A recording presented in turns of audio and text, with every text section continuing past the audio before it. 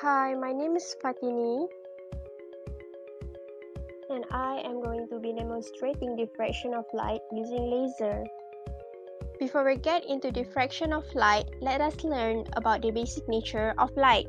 Light is a transverse electromagnetic wave that can be seen by the naked eyes.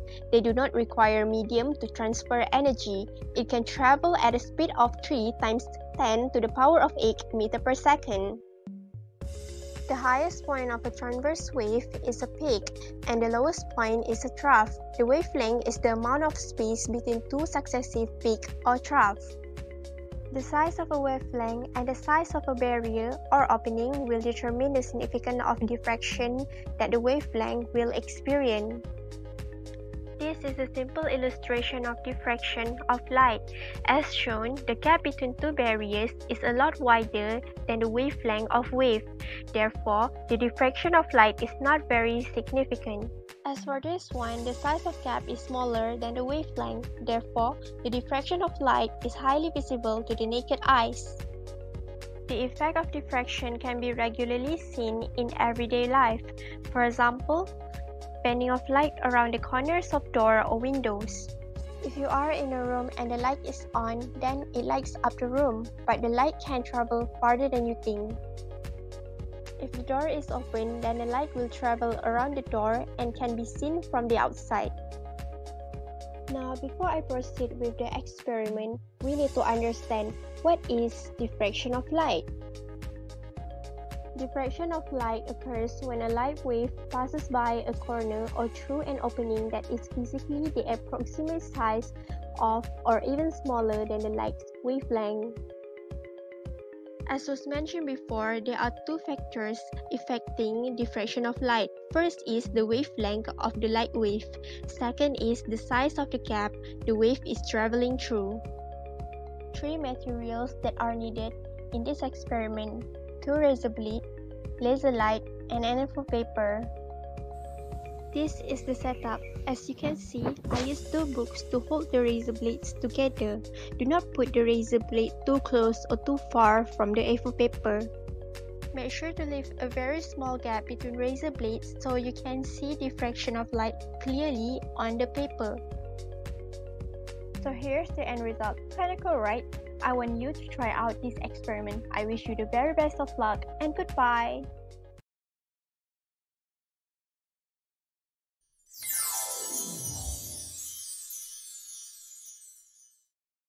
Basically, the electromagnetic spectrum is the term used by scientists to describe the entire range of light that exists.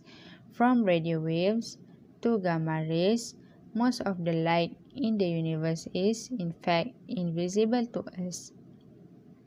From the electromagnetic waves, our eyes can detect visible light that oscillate between 400 until 790 terahertz. The wavelengths are roughly the size of a large virus, which is from 390 until 750 nanometers. Our brain interprets the various wavelengths of light as different colors. Red has the longest wavelength and violet is the shortest one. When we pass sunlight through a prism, we see that it is actually composed of many wavelengths of light. The prism creates a rainbow by redirecting each wavelength out at a slightly different angle. You can remember the order of the colors in the visible spectrum with the mnemonic ROYGBV. R stands for red, O for orange, Y for yellow, G for green, B for blue, and the last one, V is for violet.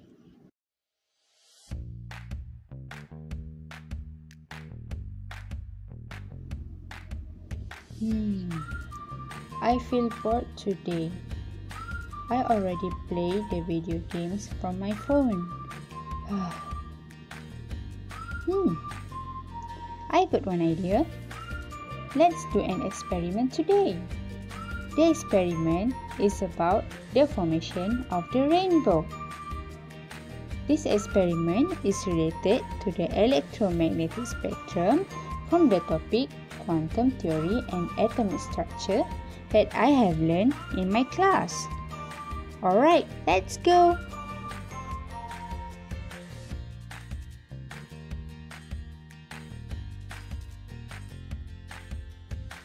For this experiment, you will need a bowl, a mirror, some water, and also the sunlight.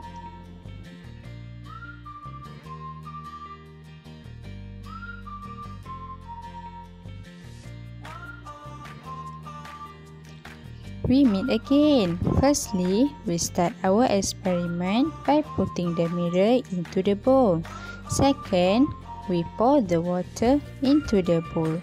Make sure the mirror is fully immersed into the water. Third, we adjust the angle of the mirror until the rainbow appears. Oh, so beautiful, isn't it?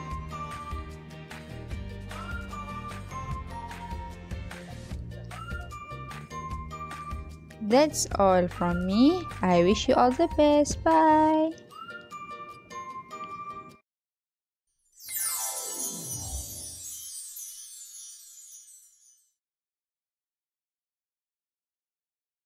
After watching the experiment, I'm pretty sure that some of us might doesn't know where does the rainbow came from.